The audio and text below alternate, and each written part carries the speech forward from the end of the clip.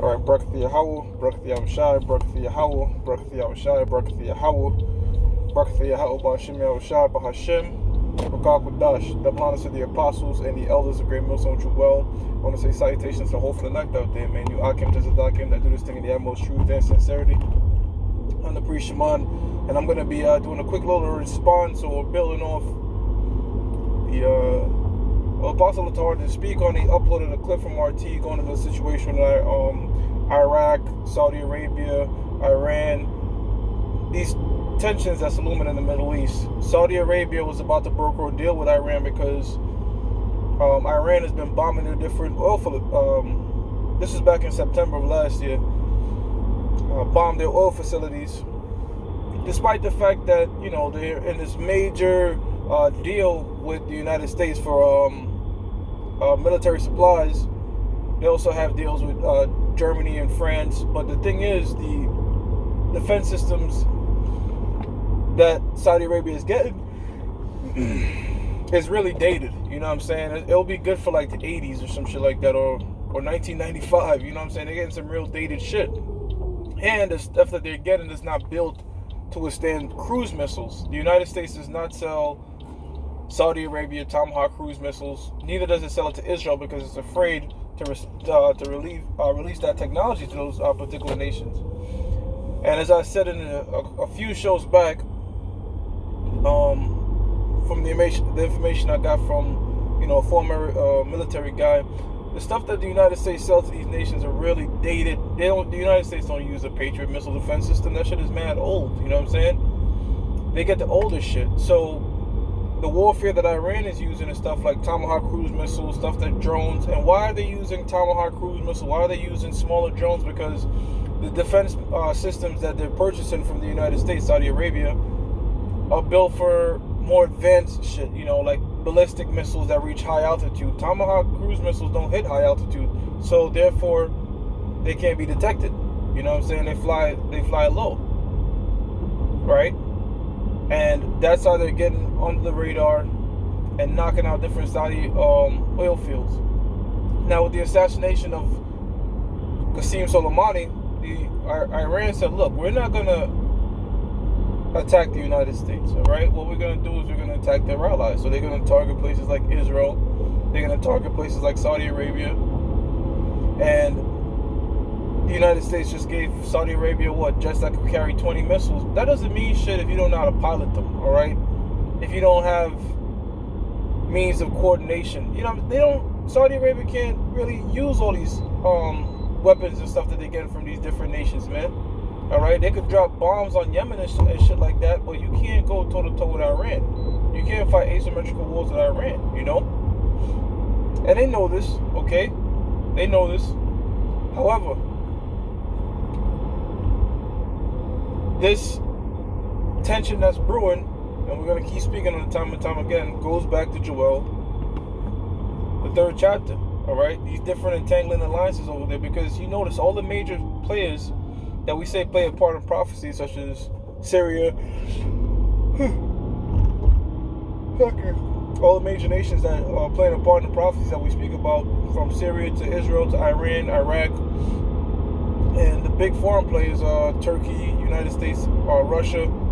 They're all being mingled up over there with different foreign interests, all right? Even the fact that this peace deal that was a unilateral, one-sided deal, okay, which is a unilateral one-sided deal, okay, that only benefits so-called Israelis. The Palestinians weren't even present, but guess what, man? The Palestinians are not the real Palestinians or Philistines of the Bible, man, all right? Those are Arabs. So this whole conflict going on over there in the Middle East will not stop till the true people get established there. And not put there by a Balfour Declaration that was established post-World War II by Arthur Balfour, which was set up by the Rothschilds, all right? And not by U.S. foreign policy, man. There's going to be constant civil unrest over there, all right? Because neither of those people are meant to inherit that land. In fact, Jeremiah says, a bastard shall dwell in Ashdod, right? Now, Ashdod today is Tel Aviv, man, all right? And where does the largest gay parade take place? Tel Aviv, Israel, man, and that's the land of the Heavenly Father. And pursuant with the book of 1 Kings, the 17th chapter, if you don't adhere to the laws, statutes, and commandments of the Bible, and keep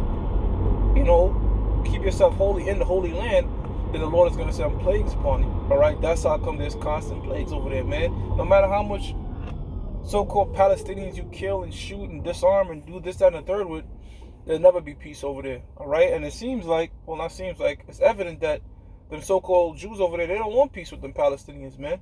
All right. The irony is, Zionism is pretty much Nazism. It's the same thing, because what did the Nazis want? The Nazis wanted a concentration of the so-called Jews to move out of Europe and into the land of Israel. And that's the same thing that the Zionists want, man. So technically speaking, the Zionists and the Nazis was on the same page pretty much, man. All right, they were trying to establish the Israeli state, which 35 people over there, 35 nations over there refused to acknowledge that as an actual government, man. All right. Yet you got this guy Donald J. Trump, all right, is bending over backwards for the state of Israel. Whatever Netanyahu say, okay, he does, and he was not the first. Okay, he was not the first. They tried to establish a so-called peace deal in the Clinton era. You know what I'm saying? Now, what does this peace deal consist of? All it does is makes all the illegal shit that they're doing legal. That's all they're doing. It's very, as the guy was bringing out an RT, I forgot his name, man. He works with Ron Paul, but he was on RT. It's no different than when they got rid of the Patriot Act and put in the Freedom Act, which the Freedom Act, all that did was all the things that were illegal about the Patriot Act, they made illegal in the Freedom Act. You know? That's how come the scriptures speak about Isaiah the 10th chapter, and the first verse speaks about these unrighteous decrees that he prescribes, all right? These different think tanks that Esau, so-called white man, puts together and puts smooth words on it. Book of Psalms, the 55th chapter, his words were smoother than oil, yet deceit and evil was in his heart. And that's these contracts, man, all right? So this peace deal agreement, one, that's Benjamin Netanyahu trying to flee his judgment because he wants to swing popular voters to his side. And it's the same thing with Donald J. Trump, man. Because Donald J. Trump is in the back pockets of the Israeli government, man. All right, they got some type of dirt on him. And that's what they do with all these different presidents that they put into power, man. What they do is they honey trap them. You know, they honey trap them. What's a honey trap? You set a bait, whether it be a underage girl, underage kid,